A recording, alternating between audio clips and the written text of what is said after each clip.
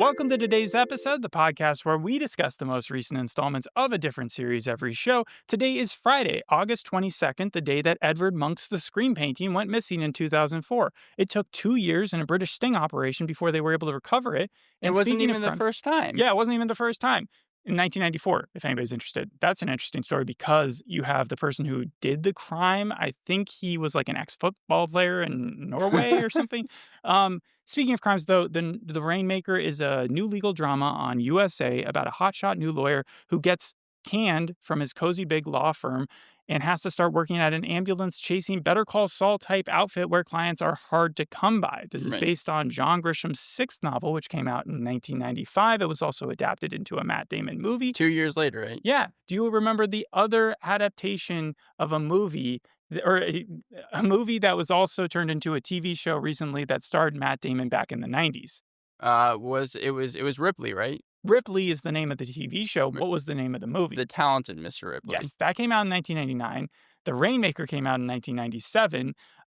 But as far as when you're talking about comparisons, I would think the last big legal drama that you read that was also turned into a movie in the 90s with Harrison Ford, it was David E. Kelley's Presumed Innocent, the Right. Jake Gyllenhaal show on Apple that came out in the last couple I of was years. wondering if Rudy was going to be anything like Rusty Sobek. Yeah, remind me, who was Rusty Sobek in the Presumed He Innocent was this TV show? really sleazy lawyer that ends up having an affair and cheats on his wife. And then later on in the book, and I think in all iterations, he ends up having to go to trial because he's a murder suspect. He's framed for the murder. Right. Whether or not he did it, you find out at the end. Right. But they changed the ending in not the book in the movie, right? That no, stayed the same. that was the same. But then the in the TV TV series, they completely flipped it on it. Do you think the Rainmaker is going to do the same thing? Did the Rainmaker movie and the book have the same ending? It's changed a little bit. It's funny because really both, like the movie is so faithfully adapted By who? from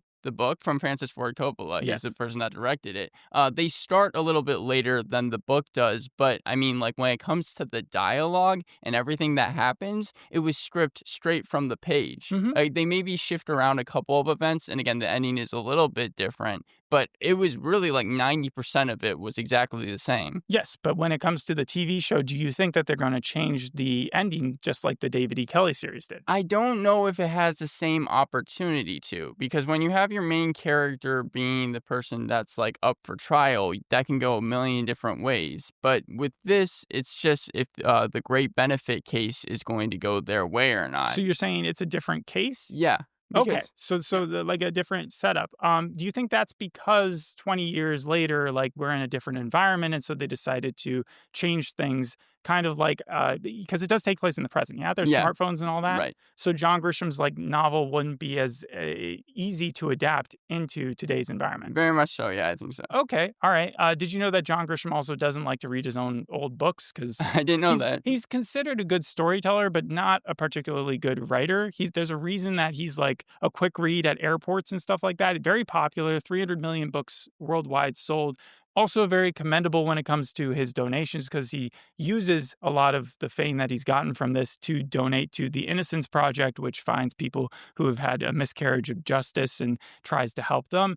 But yeah, he's like the Adam Driver, I would say, of authors. I would where compare him to Stephen King, where it's like some of the work he just can't stand and has even argued to take some of his books off the bookshelves. Right, and I don't think he's ever walked out of an interview because someone has like started reading his own novel like with Adam Driver. The other shows, let's just compare it to, is Suits, because that was really the last USA legal show before they decided to call it quits on Characters Welcome, and it became more of a Characters Not Welcome. Absolutely, yeah. Suits. I also have some of the tone is like Mr. Robot, and Really? there is even a subplot that reminds me could possibly go this way. I'm not comparing it yet, but to Smoke, the Taron Egerton TV series. Which was based on a true crime Right. podcast. Yeah, so did it give you any flashes of horror? Because we've had a big year in horror. Bring Her Back, Weapons. This is produced by Blumhouse. Is it really? Yeah. I did not know that. No, The this is creator of the series has a deal with Blumhouse, and so that is crazy to see Lionsgate and Blumhouse as two of the producers for the show. I did not get horror from this TV series. So the Rainmaker, the term Rainmaker, you know what it means, right?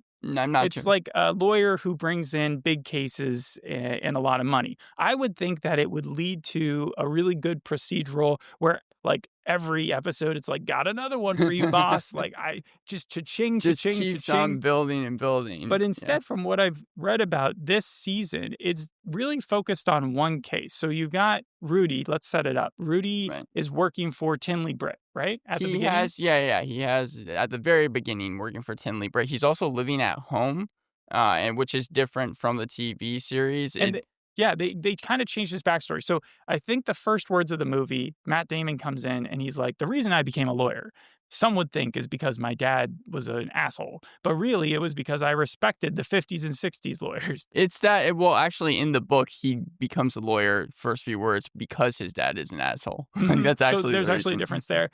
And when it comes to the series, though, they make it even more glaring why he becomes a lawyer. Did you catch that? No, I didn't. His brother is dead. And so, Okay. very similar to Suits LA, where that guy also has a dead brother who had Down syndrome, it just feels like Hollywood loves to kill off siblings and then use them as motivators for their main characters to do what have you. But it is a David Goliath story versus Goliath story. And it's also been talked about as a coming of age story. Can you Right. go into that?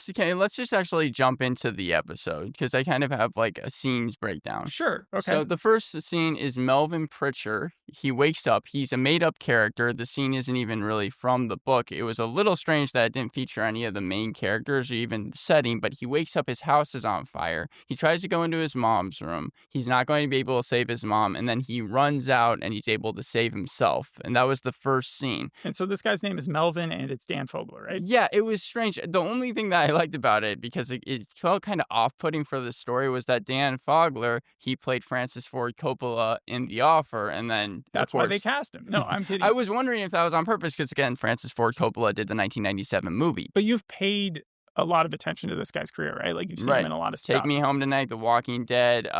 He did that Eric TV show. Let me give you a little quick test on a Dan Fogler test. One of these isn't true. Okay. Okay. He's going to be in House of the Dragon.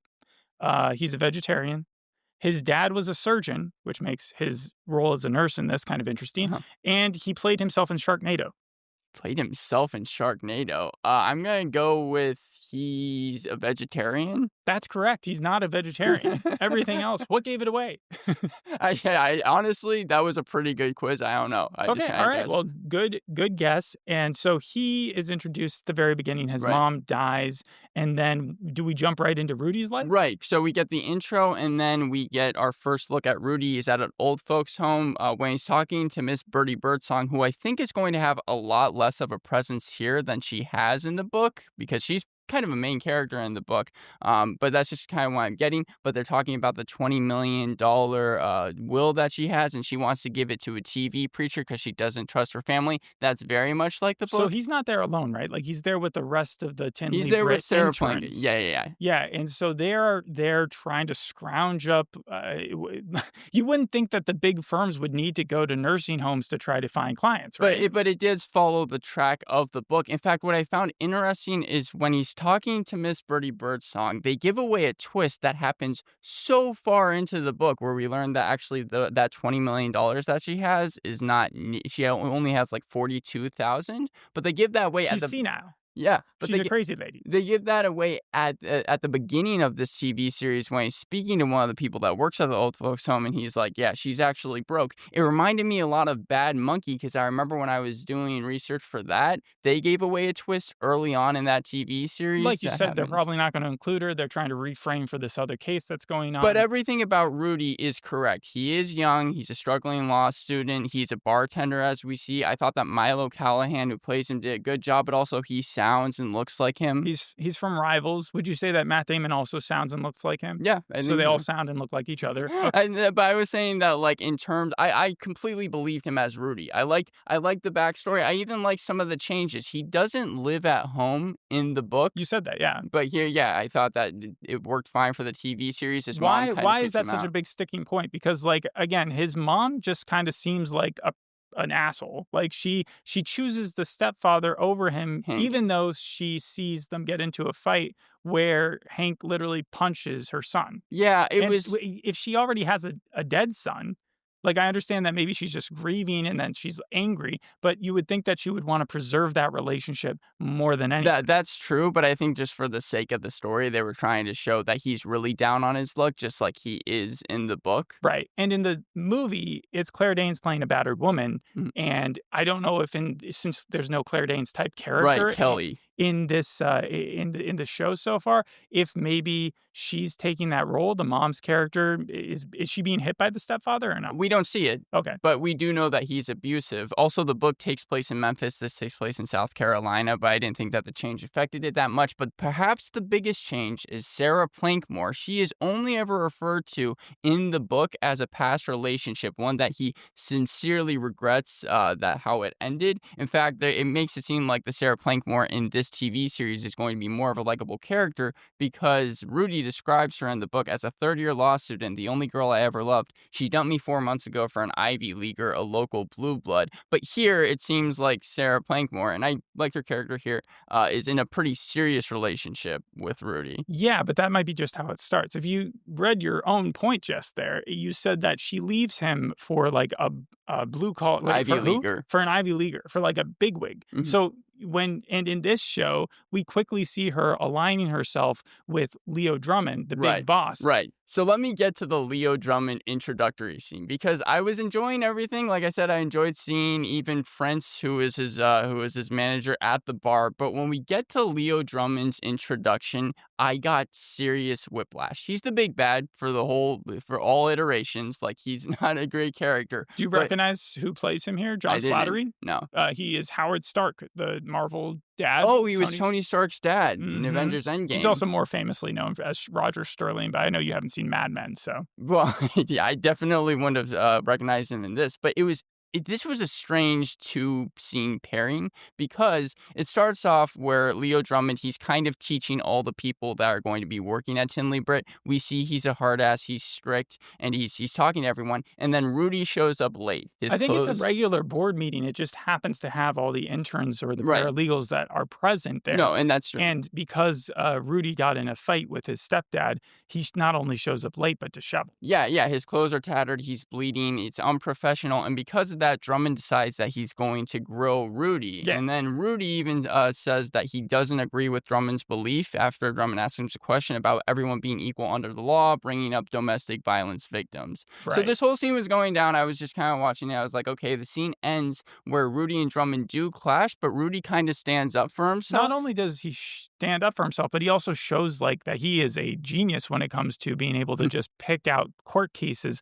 He is a computer. He literally is able to just grab them. However, it is about a topic that he seems to be very aware of, Right. so he probably had those in his bank. And I thought that they were maybe because he's talking about domestic violence victims, that might have been a very subtle homage to Kelly. And again, Not very subtle. but the whole entire scene was fine. But like he even uses some of Drummond's words that he used in his speech like 3 years ago against him. Now this was the interesting thing. So the scene ends. Drummond even calms down. He even kind of concedes a little bit, makes a little bit of a joke, and is like, "If I said that, then it must be correct." The whole class or the whole people there, they all laugh. The scene like has very happy songs in the background. It seems like Drummond might even respect Rudy.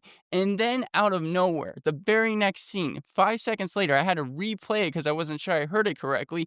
Rudy's been fired.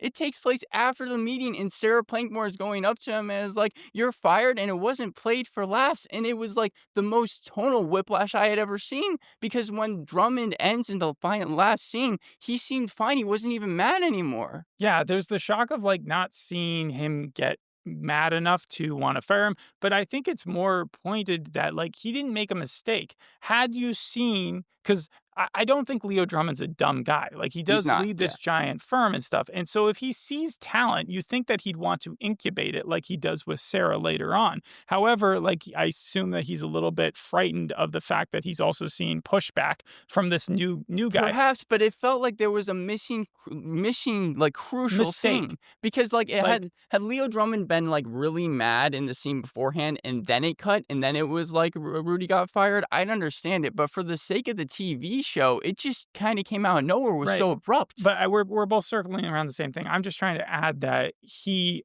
should have, or they should have written in that Rudy made a fallible error. Right. Like, if not even that Leo has to be mad, but if we see that for one reason or another, Rudy misstates something or makes a mistake that actually makes him look like a liability to the firm, and then Leo acts out on that, then at least you have the bad guy still playing it smart, and you're not showing him to have such a severe weakness as to just have a smeared ego, and that's why he let him Because go. needless to say in the book, and they don't have to follow it chapter and verse, but with the book, it's that he is part of a small agency. That's where he's going to go after being a law student. And then it's bought out by Tinley Britt, in effect, kind of firing him. That made way more sense than in this TV series. Also, it's funny because for like a good third of the book, Rudy is trying to find a job. He's freaking out about it. He's not sure how he's going to eat. It takes like weeks even before he's able to get an interview for the job. And in the TV series, it takes like 3 minutes. It takes a couple hours. We do see him calling different places trying to set up a job interview. But like very soon afterwards is when Prince goes to him and has the job opportunity. Prince being the manager of the bar again, who somehow has a connection to a shady lawyer. Yes, Yes. and that scene, that specific scene where he's talking to Rudy about Bruiser, that is from the book. So I did like seeing that small scene. Right. I just want to say that John Voight, who plays John Slattery's character in the movie, right? Hmm. He's also shown to be like kind of likable in a weird sense. Oh yeah, no. So that's So where it feels like he wouldn't have fired Rudy, he would have also tried to hire Rudy at the time in the movie. That's kind of going into one of my cons of the series because it's not only in the movie, it's also in the TV series. Even Rudy, by the end of the book, says when this case started, Leo Drummond was quite the gentleman, a very polished pro in the courtroom and out. Right. And so he's obviously a villain, but on the outside, he's very nice to Yeah, so people. taking his best quality, his most conniving quality, almost manipulative Right. quality, and immediately destroying it and saying, no, he's an asshole. And then later on having the scene where he's like, I'll get to you'll get that. to that? The fry scene, the fry scene. But first, I need to talk about Bruiser. So Prince takes him over to Bruiser, and this I felt was one of the most egregious scenes. Who's Bruiser played by in the book or in the movie? Is Mickey Rourke, right? Mickey Rourke, yeah. And also in the book, he's described as an enormously fat and broad man with long, thick gray hair and a sagging goatee. He weighs at least 350 pounds. And who is Bruiser in the TV series? Lana Parrilla. She's from Once Upon a Time and Why Women Kill season 2. She's an attractive, middle-aged, powerful female boss. Boss, a boss. Boss, but very girl boss. Like, and I didn't like it because you want to change the gender, fine, but Bruiser is the shadiest character out of the entire TV series, or out of the entire book. He is not in any way a girl boss. It felt as egregious as something like Raymond in Presumed Innocent or Dusty in Under Well, the I was going to say, Bridge. in Presumed Innocent, wasn't the bad guy boss then turned into Right, Raymond. that is Raymond? Yes. So it's not a gender swap there, but it was still something that you didn't like. Yeah, I didn't like it because it just didn't work. And I mean, like, maybe had they not included Bruiser and this Jocelyn Stone, I think it's her name, had that just been like just the character in and of itself, it would have been fine. But it's the fact that they decided to change Bruiser Right. to this. So it's less kind of what you're saying in Presumed Innocent too was that they had such a staple of a very interesting character. Yes. And to destroy that one and replace it versus just adding Right. another character. Had that not been Bruiser, had it just been Jocelyn Stone, like Yeah. that had been it, I think it would have worked well for the TV series. But because there's nothing shady about her, like she is running a very small business with Deck, who's also from the book. But it's like she's not doing anything bad. And the whole entire point of Bruiser, there is not one point in the story where Rudy is ever describing him, and he's not doing some like backdoor deal. All right, so let's flash through this real quick. So he joins this company because it's his only option, right? And then he starts working with the deaf person who in the movie is played by Danny DeVito. I don't know why, but when I was reading it, I was envisioning Paul Walter Hauser as being a hmm good deck, especially with how he's described in kind of the comedy roles that Paul Walter Hauser has been playing as of He is late. like Danny DeVito's character is a little bit like my cousin Vinny in that, Yes. where he does come up, he is useful, but he hasn't passed the bar himself. I don't think Rudy's passed the bar. He's more useful in the movie than he is in the book. In fact, actually, Deck from the TV series, I feel like is more like Deck from the book, where it's like, yeah, he has times of being smart, but he still failed the bar like 7 times. He's just So a it's like giving paralegal. for every 5 good leads, he gives like 1 bad one. Yes, PJ yes. Byrne, yeah. So he's working with him, and Rudy's getting his feet out, or he's learning the ropes. And tell me a little bit the difference between the case that he picks up in the movie and the book versus this case, because they've changed it, right? Right. So Donnie Ray in the book and in the movie, he's a character that had leukemia and he was supposed to have a bone marrow transplant that was going to save his life. But Great Benefit, the name of the insurance company, they ended up not giving it to him. They And kept denying him. right, they kept on using things like it was too experimental, and then you see how kind of that plays Which out. that would definitely change over the last 20 years, because even though in the end of the movie, if I remember correctly, like they admit that it was less experimental than they tried to sell it as, Right. 20 years later in medicine, 30 years later in medicine, that argument would be even worse now. So they had to change it a little bit, but instead it sounded like they weren't even doing an insurance agency Yeah, it as the was like villain. he got kind of overhooked or he OD'd on drugs. It Uh-huh. seems like that's the angle that they're going with it. Yeah, like the mom's character, this Dot Black. Dot Black, is for sure convinced that there was some malfeasance in the actual hospital, Right. and someone either fucked up or murdered her son. Right, and that's the difference where the son is already dead in the TV series. Who's Actually, defending the hospital?